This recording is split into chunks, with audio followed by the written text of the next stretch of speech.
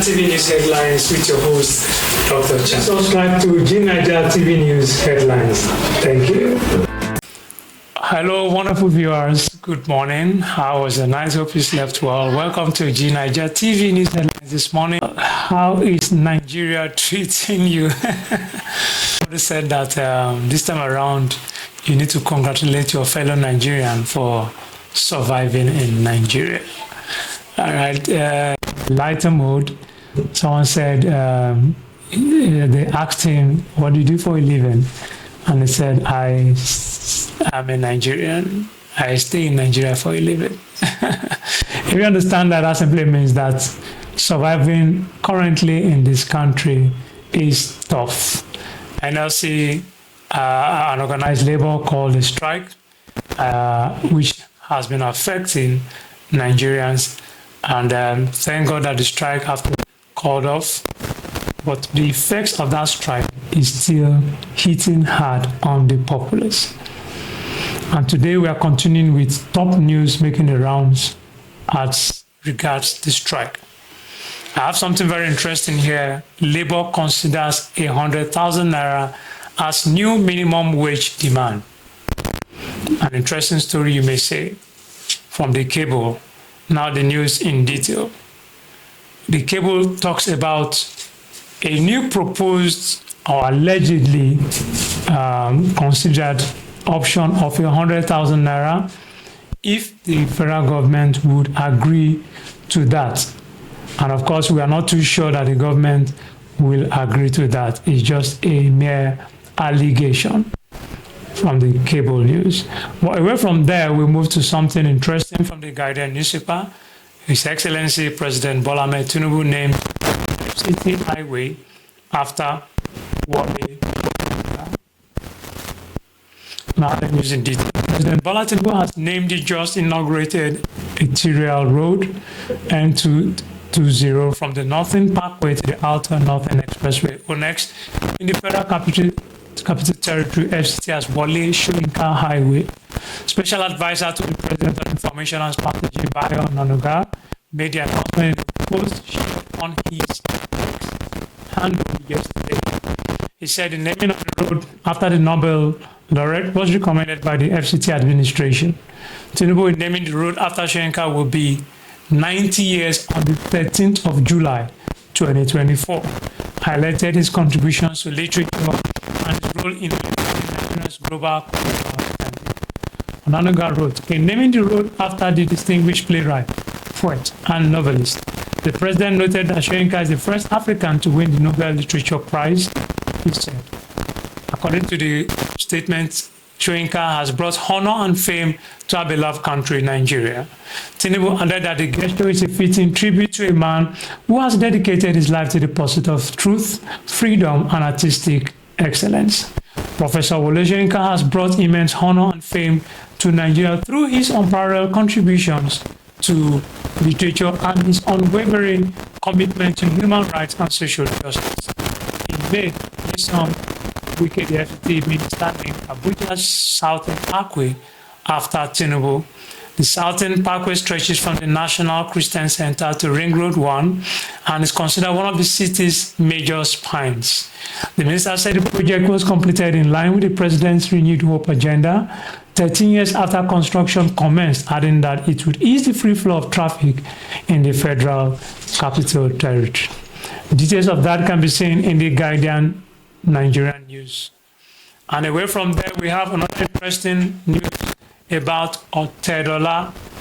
Otedola publishes bank statement as evidence accusing Zenith Bank of fraudulent activities on Seaforth shipping. Now the news in detail. Billionaire businessman Femi Otedola has accused G9ija, chairman of Zenith Bank, of engaging in fraudulent activities involving the bank account of his company Seaforth Shipping Limited. The allegations, which were first reported by the cable news and corroborated by account statements included in the online news story, statement attached in the bottom of this article. The statement revealed by Nairametrics center around unauthorized transactions and the creation of a fictitious loan running into billions of naira. The latest string of allegations follows a Premium Times report that also details other accusations labeled against Zenith Bank by Femi Otedola. Nairametrics reached out to comment from Zenith Bank Corporate Communications, but no response was immediately obtained.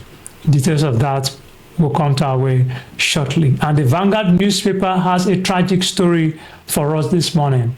30 feared dead as mine site collapses on 50% in Niger State. 7 victims saved as rescue operations ongoing, says Alake.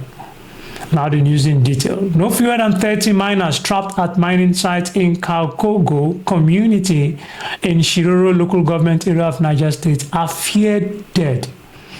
Our correspondent gathered that one of the mining pits belonging to African Mineral and Logistics Limited in the area collapsed on over 50 miners who were working at the site on Sunday night.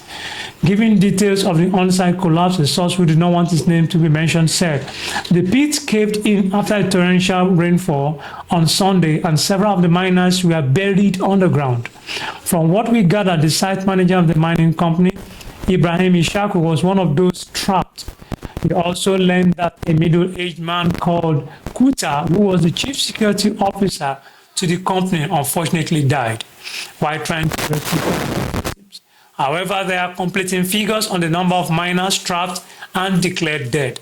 While the villagers were trying to rescue the miners suspected to have been trapped, another portion of the mining pit caved in, and villagers took to their heels and left the victims to their fate. Because of the second pit that collapsed, it is suspected that no fewer than 30 of the miners must have been buried underground, a source told Vanguard newspaper. The Public Relations Officer of Niger State Emergency Management Agency, NSEMA, Malam Husseini Ibrahim, confirmed the tragic incident in a statement issued in Mina yesterday, but could not give the exact figures of the casualties. The mine site belongs to a company named African Minerals and Logistics Limited, and the collapse was as a result of the rainfall impacts that softened the soil. Details of that story could be seen from the Vanguard newspaper, and it's a very tragic one, I must say, coming to us this morning. May the souls of the departed in peace. And away from there, we have another top story coming from the Punch newspaper. Umahi condemns second Niger bridge vandalism. Now the news in detail. The Minister of Works, David Umahi, has described as cruel and cowardly the destruction of the expansion joint used to absorb the thermal sections of the second Niger bridge. The minister expressed shock that reports of vandalism were still being recorded despite the presence of the private security outfit deployed by the ministry to man the area. Therefore, said the technical team had been directed to inspect, evaluate, and reinstate the damaged parts of the superstructure. Umani reacting to a viral video which circulated on Monday showing where some of the fittings of the equipment had been removed, despite the development as saddening. In a statement issued by his special advisor on media, G9ija, on Tuesday, the minister condemns in the strongest terms this ruthless destruction of the expansion joints as a deliberate act of sabotage on a key national infrastructure that has immense socio-economic benefits to the contiguous states and indeed the entire nation, Nigeria. It's saddening that a human being with the right senses could destroy such a critical and strategic treasure that catalyzes Nigeria's socio-economic advancement. The minister knows that the second Niger bridge, which was handed over to the Renewed Hope administration on December 12, 2023, after its completion, is one of the G9ija projects intended to bridge the gap in the road infrastructure yearnings of the people of the area and boost economic activities by expanding access into the southern part of Nigeria. As still on the Punch newspaper, we have something that is very disheartening and worrisome. Infant death rise in North as malnutrition worsens. The Medecins Sans Frontières, also known as Doctors Without Borders, said its inpatient facilities in northern Nigeria have recorded an extraordinary increase in admission of severely malnourished children with life-threatening complications in recent weeks, exceeding last year's figures by over 100% in some locations. MSF said this is an alarming indication of a premature peak of the lean season and the increase in acute malnutrition that accompanies it, typically anticipated in July. The humanitarian non-governmental organization made this known in a press statement released on Tuesday. We are resorting to treating patients on mattresses on the floor because our facilities are full. Children are dying. If immediate action is not taken, more lives hang in the balance. Everyone needs to step in to save lives and allow the children of northern Nigeria to grow free from malnutrition and its disastrous long-term, if not fatal, consequences, says the MSF's country's representative in Nigeria, Dr. Simba Tirima. The organization, however, called on Nigerian authorities, international organizations, and donors to take immediate action to diagnose and treat malnourished children to prevent associated complications and deaths, and engage in sustained long-term initiatives to mitigate the underlying causes of this urgent problem. A very sad one, I must say. And away from there, we move over to something still interesting coming from the Punch newspaper. Standard version of national anthem coming soon. I take that again. Standard version of national anthem coming soon. A statement credited to the National Orientation Agency. Now the news in detail. The National Orientation Agency, NOA, has assured Nigerians that a standardized version of the national anthem will be issued after due consultation with stakeholders. The Director General of the agency, Malam Lanre Issa Onilu, gave the assurance in a statement issued by the agency's Deputy Director of Press, Mr. Paul Odenyi, on Tuesday in Abuja. Issa Onilu stated this after several versions of the anthem appeared on social media.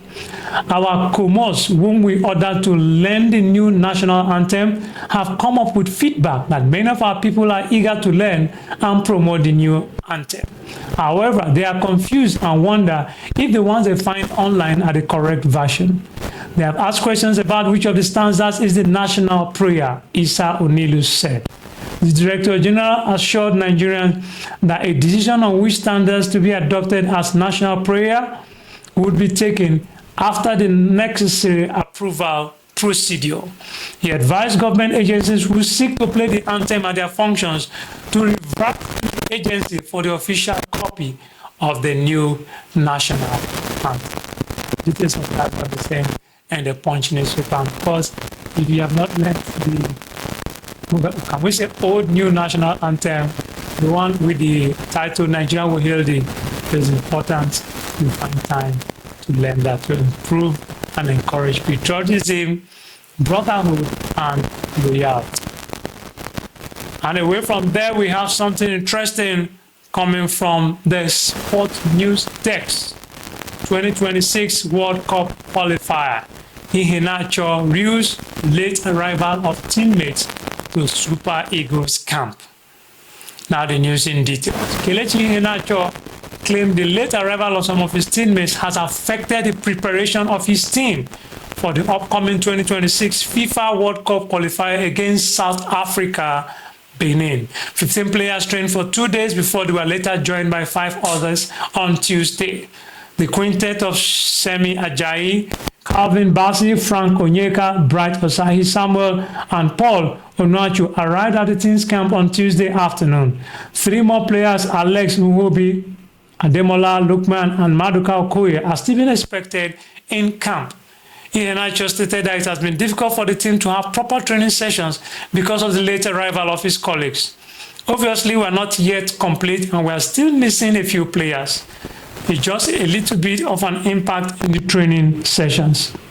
Some of the big sessions that we needed to do, we couldn't because we are not complete, he told TVC News. It affects the training a little bit, but we have got almost everybody today, and we did a big session, which is very, very important. Hopefully, everyone will be around tomorrow for us to get the full length of the pitch and training that we need. Overall, we have been working really hard and training for a few days now, so I think the coaches are doing a great job. We are really fit and ready to go, according to G9ija. We wish the Super Eagles well, and we hope that the qualifying stage will go our way favorably, so that Nigerians can qualify for the upcoming World Cup competition in 2026. And last but not the least, we have the trending story about Heritage Bank. Revocation of license by CBN wasn't surprising, Moghalu. Now the news in details. I'm sure a few of us that have accounts in Heritage Bank will find this news very, very important. Former Deputy Governor of the Central Bank of Nigeria, CBN, Kingsley Moghalu, has described the recent revocation of the banking license of Heritage Bank by the Apex Bank as a chronicle of a death foretold. Moghalu said the development wasn't surprising. In his post on his X handle on Wednesday, Moghalu said the revocation of the license of the defunct bank should not worry anyone, and then that it doesn't mean the financial system is not sound. He said the revocation of the banking license of Heritage Bank by the Central Bank is a chronicle of a death foretold. In other words, it's not surprising. I don't think it should worry anyone, nor does it mean the financial system is not sound. Banks are businesses, even if very special and those heavily regulated ones. A bank that is badly run should not have a lifetime guarantee. The other thing is to protect depositors' funds. What we did in 2010 when we created at AMCON Nigeria NG was to ensure systemic financial stability. We made sure no bank failed then to ensure systemic stability because of the unique situation of the global financial crisis. Over the long term, I never subscribed to a view that no bank, no matter how badly run, should ever fail. That would be a wrong approach to financial regulation. And that statement is credited to Kingsley Moghalu. And with that, we come to an end to G9ija TV News Headlines this morning with your host, Dr. Champion. And we said before, Nigeria is going through tough times, trying times. Please stay safe, stay positive, stay strong. It can only get better for us as Nigerians. Whatever you do, please stay out of trouble, because when you get into trouble and you need the services of a doctor, you are simply compounding your own current problem. Stay out of trouble, stay out of crime, stay positive. We'll definitely see better days. Thank you for watching. Same time.